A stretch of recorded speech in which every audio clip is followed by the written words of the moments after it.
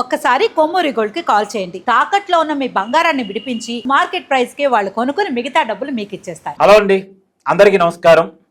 నేను మీ కట్టా కార్తీక్. జగన్మోహన్ రెడ్డి గారి ఓదార్పు యాత్ర గురించి గతంలో తెలియని వాళ్ళు, చూడని వాళ్ళు ఇప్పుడు ఓదార్పు యాత్ర 2.0 చూడొచ్చు. ఒకప్పుడు రాజశేఖర రెడ్డి గారి కోసం, చనిపోయిన కుటుంబాల కోసం ఓదార్పు యాత్ర నిర్వహించారు జగన్మోహన్ రెడ్డి గారు. ఇవాళ తన కోసం బూతులు తిట్టి అరెస్ట్ అయ్యి జైలుకి వెళ్తున్న వాళ్ళు, ఇళ్ల మీద దాడులకు గురవుతున్న వాళ్ళ కుటుంబాలని, వైసీపీ నాయకుల కుటుంబాలని పరామర్శించడానికి వెళ్తున్నారు ఓదార్పు యాత్ర 2.0లో. మొన్న అంబటి రాంబాబు గారి ఇంటికి వెళ్ళిన విషయం అందరికీ తెలుసు. ఆయన చంద్రబాబు నాయుడు గారిని రకారం భాషలు తిట్టారు, కేసు పెడితే అరెస్ట్ అయ్యి రాజమండ్రి సెంట్రల్ జైల్లో గడుపుతున్నారు. అదే సమయంలో అంబటి రాంబాబు గారి ఇంటి మీద టీడీపీ కార్యకర్తలు దాడి చేశారు. ఒక 3-4 రోజుల తర్వాత, దాడి జరిగిన ఒక 3-4 రోజుల తర్వాత బెంగళూరు ప్యాలెస్ నుంచి తీరిగ్గా వచ్చి అంబటి రాంబాబు గారిని కుటుంబాన్ని పరామర్శించడానికి ఓదార్పు యాత్ర చేశారు. ఆయన కుటుంబంతో గడిపింది నిమిషాలు మాత్రమే, కానీ బయట రోడ్డు మీద గంటల పాటు ఒక రోడ్ షో, ఒక ర్యాలీ, ఒక ప్రదర్శన చేశారు. ఇవాళ జోగి రమేష్ కుటుంబాన్ని పరామర్శించే పేరుతో కూడా అదే చేస్తున్నారు. ఇవాళ జోగి రమేష్ గారి కుటుంబంతో నిమిషాలు గడుపుతారు, కానీ రోడ్డు మీద ఒక ర్యాలీగా, ప్రదర్శనగా పెద్ద ఎత్తున జనాన్ని సమీకరించి ఒక షో చేస్తున్నారు. ఇదేంటి అసలు? అయితే ఇంకొక సమాచారం కూడా, ఇవాళ జోగి రమేష్ గారి భార్య జగన్మోహన్ రెడ్డి గారి మీద తిరగబడబోతుందా? గతంలో జోగి రమేష్ గారే ఒక టీవీ ఛానల్ ఇంటర్వ్యూలో చెప్పడం మనం చూసాం. ఆ రోజు చంద్రబాబు నాయుడు గారిని తిట్టిన రోజు, చంద్రబాబు నాయుడు గారు ఏడిసిన రోజు, చంద్రబాబు నాయుడు గారి కుటుంబాన్ని, ఇంట్లో ఉన్న ఆడవాళ్ళని తిట్టిన రోజు, ఇదెక్కడ రాజకీయం అని నా భార్య నన్ను ప్రశ్నించింది, చంద్రబాబు నాయుడు గారి ఇంటి మీద దాడికి పోయిన రోజు కూడా నన్ను తప్పు పట్టింది అని ఒక టీవీ ఛానల్ ఇంటర్వ్యూలో జోగి రమేష్ గారే ఒప్పుకున్నారు. ఇవాళ జగన్మోహన్ రెడ్డి గారు ఆ ఇంటికి వెళుతున్న క్రమంలో, మీ వల్లే, మీరు స్టార్ట్ చేసిన ఈ రాజకీయాల వల్లే మా ఇంటి మీద దాడి జరిగింది అని వాళ్ళ భార్య ప్రశ్నించబోతుందా? సో మాట్లాడుకునే ప్రయత్నం చేద్దాం. నాతో ఉన్నారు బీజేపీ అధికార ప్రతినిధి రవిచంద్ర రెడ్డి గారు. సార్ నమస్కారం. నమస్తే కార్తీక్ గారు. సరే, ఈరోజు జోగి రమేష్ గారి ఇంటికి జగన్మోహన్ రెడ్డి గారు వెళ్తున్నారు. మొన్న అంబటి రాంబాబు గారి ఇంటికి వెళ్ళటం. నాకున్న డౌట్ ఏంటంటే, అంబటి రాంబాబు గారు గుంటూరు జిల్లా, తర్వాత కృష్ణా జిల్లాలో జోగి రమేష్ గారు ఉంటారు, పక్క జిల్లాలు.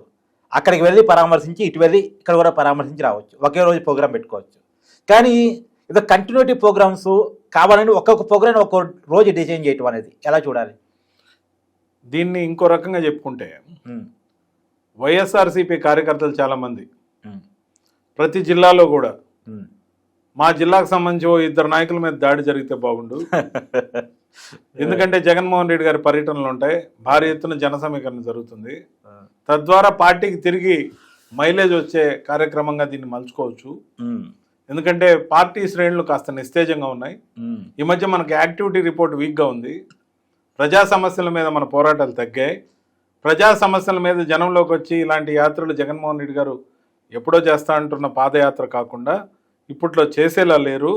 కాబట్టి మన పార్టీ మన జిల్లాల్లో వ్యవస్థీకృతంగా ఉండాలంటే ప్రతి జిల్లాలోనూ 2-3 మీద ఇలాంటి ఏమైనా జరిగితే బాగుండని కోరుకుంటున్నట్టు అంతర్గతంగా చర్చ జరుగుతుందని నాకున్న సమాచారం. అవునా? ఎందుకంటే నేను ఆ పార్టీ నుంచి గతంలో ఉండి వచ్చిన వాడిగా, అన్న ఇక్కడ బాగా మైలేజ్ వస్తూ ఉంది, ఈ జిల్లాకి 2 దగ్గరలో 3 దగ్గరలో ఇలా జరిగితే మాత్రం ఖచ్చితంగా పార్టీకి మళ్ళా శ్రేణులన్నీ ఫుల్గా యాక్టివేట్ అయిపోతాయి. బాగా గరంగా ఉంది గుంటూరు, విజయవాడ పరిసర ప్రాంతాల్లో అయితే యాక్టివేట్ అయిపోతూ ఉంది. ఇది రాష్ట్రం అంతా రావాలని కోరుకుంటున్నాం, అంటే ఇంకా దాడులు చేయాలని కోరుకుంటున్నారని మీరు అడిగినప్పుడు, వాళ్ళని అడిగినప్పుడు, అంతే కదన్నా, లేకపోతే వేరే కారణాల ద్వారా, ప్రజా సమస్యల ద్వారా ఎప్పుడో తిరిగి మళ్ళా 4 సంవత్సరం ముందు మాత్రమే ఆయన పాదయాత్ర దాకా జనంతో ఆ విధంగా ఇంత పెద్ద స్థాయిలో జరిగేటట్లేదు. పార్టీ ఇంట్రెస్ట్లో మేము ఆ విధంగానే కోరుకుంటున్నాం, మాకు కూడా మైలేజ్ పెరుగుతుంది అని వాళ్ళు చెప్పడం ఆశ్చర్యాన్ని కలిగించి. నాకు బాగా గుర్తు, మీరు పార్టీకి రాజీనామా చేసిన తర్వాత నా తొలి ఇంటర్వ్యూలో చెప్పారు, జగన్మోహన్ రెడ్డి గారు ప్రజా సమస్యల మీద ఫోకస్ చేస్తే బాగుంటుంది, జనంలోకి వెళ్తే బాగుంటుంది, ఆయన జనంలోకి రావట్లేదని క్యాడర్ కూడా ఫీల్ అవుతున్నారు గట్టిగా అని చెప్పారు. అదే ఈ రకంగా జనంలోకి వెళ్తున్నారు తప్ప ప్రజా సమస్యల మీద వెళ్ళట్లేదా? యాక్చువల్గా ఏంటంటే, మొదటి సంవత్సరం విరామం ప్రకటించడం, మంచి సంయమనం పాటించడం మంచిదే. 2వ సంవత్సరం నుంచి ఒక్కొక్క విధానం మీద ఒక్కొక్క జిల్లాలో, ఆ పార్టీకి నా సలహాలు అనవసరం, నేను ఎందుకు చెప్పాలి, కానీ నేనేది వాళ్ళ పార్టీకి సంబంధించి ఆయా జిల్లాల్లో ప్రజా సమస్యల మీద యాత్రలు చేస్తే, అంటే నార్మల్గా కూడా జగన్మోహన్ రెడ్డి గారికి రీటైల్గా యాత్రలు చేయడం అలవాట్లేదు. హోల్సేల్ అంటే రాష్ట్రాన్ని మొత్తం ఒక బంచిగా తీసుకొని, జనం ఉన్నా లేకపోయినా అన్ని రోడ్లు కిలోమీటర్ల లెక్క కోసం అని కొందరు విమర్శించిన, జనం లేని దగ్గర యాత్రలు చేయడం అనవసరం అని నా అభిప్రాయం పర్సనల్గా. ఓకే, ఏ గ్రామానికి పోయినా, ఏ మండలానికి పోయినా జనం ఉన్న దగ్గర యాత్ర చేయాలి. మిగతా బస్సు యాత్ర లాంటివి చేస్తే టైం కలిసి వస్తుంది. ఏళ్లకేళ్లు జనంలో ఆ విధంగా ఉండాల్సిన అవసరం లేదు. పార్టీని ఆ సజ్జల గారికి అప్పచెప్పాల్సిన అవసరం లేదు. ఆయన అప్పచెప్పుకుంటే అప్పచెప్పుకోనండి, మంచిదే. కానీ మా కూటమికి మంచి జరుగుతుంది.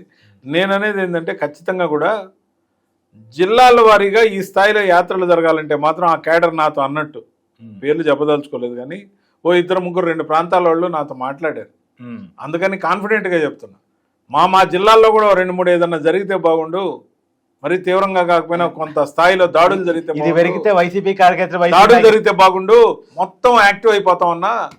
ఆ విధంగా జగన్మోహన్ రెడ్డి గారు భారీ ఎత్తున జిల్లాలో 2 మూలకో 3 మూలకో వచ్చారనుకో, ఒక్కసారిగా పునర్వైభవం వైపు మేము పయనించవచ్చు అనేది అంచనా. అంటే దే ఆర్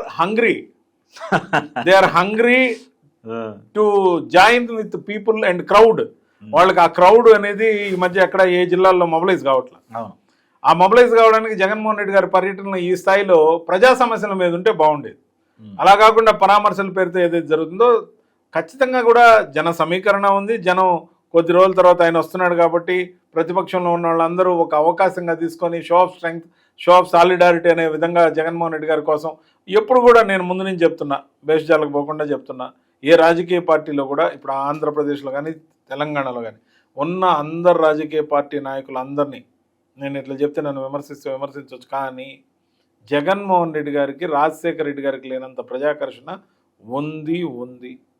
ఓకే, కాబట్టి దాన్ని ఎన్కాష్ చేసుకోవాలంటే ఆయన ప్రజా సమస్యల మీద పోవాలి.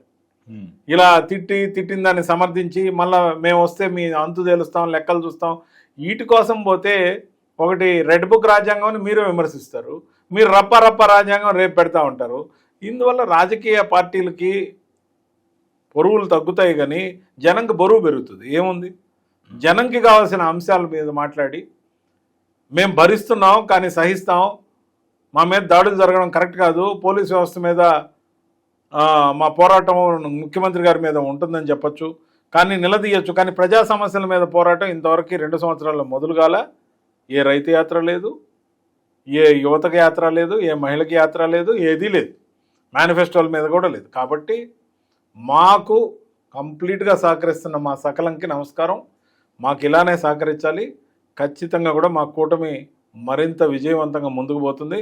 ఈ పరామర్శ యాత్రలో 4 రోజులు క్రౌడ్ పుల్లింగ్ వల్ల అర్జెంటుగా యాక్టివేట్ అవ్వరు. వీళ్ళందరూ వస్తారు, మీరు ఇచ్చిన అసైన్మెంట్ మేరకు. అది అంబటి రాంబాబు గారి గురించా లేకపోతే జోగి రమేష్ గారి గురించా, ఎవరికి మేలు జరుగుతుంది? ఆడ రెచ్చగొట్టే వ్యాఖ్యలు, రెచ్చగొట్టే వాటి వల్ల ఏ మాత్రం ఉపయోగం లేదు. ప్రజా సమస్యలు నెత్తికెత్తుకుంటే తప్ప జగన్మోహన్ రెడ్డి గారికి ఇదంతా కూడా కొన్ని రోజులు మీడియాలో చూపించుకునేదానికి మాత్రమే.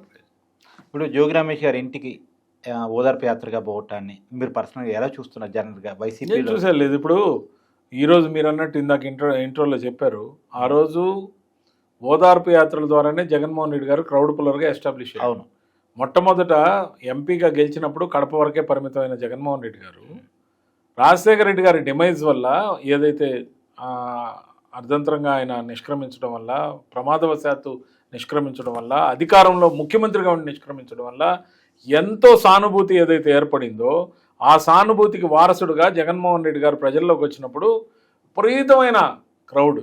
ఇంకా ఆ రోజు మొదలుపెట్టిన దాన్ని మళ్ళీ ఆయనకి క్రౌడ్ పుల్లర్గా ఎస్టాబ్లిష్ అయిపోయాడు. అది అలా కలిసి వచ్చింది. అది ముఖ్యమంత్రి అయిన తర్వాత పులుస్తా పడింది కొద్దిగా. ముఖ్యమంత్రి అయినా అందుబాటులో లేడుగా. అదే పులుస్తా పడింది, అందుబాటులో లేడుగా. తర్వాత నాయకులకు అందుబాటులో లేడు. అప్పుడప్పుడు సభలు కార్యక్రమాలకు పోయినప్పుడు జనాల కన్నా కనపడేవాడు, కానీ నాయకులకి చాలా మందికి అందుబాటులో లేడు. ముఖ్యంగా ఎమ్మెల్యేలకి, మంత్రులకి, ఎంపీలకి అందుబాటులో లేడు. అవి కూడా మీరు ఎన్నిసార్లు కలిసారు? నేను 6 times 7 times కలిసాను. మీరు అదృష్టవంతులు. నేను బాగా కలిసాను, కలవడానికి అవకాశం దొరికింది. అది కాకుండా వేరే సభలు సమావేశాల దగ్గర కూడా కలవడం జరిగింది. సీఎంఓలో మరి పులివెందుల్లో అంతా కలిపి 7 సార్లు అధికారంలో ఉన్నప్పుడు నేను కలవడం జరిగింది.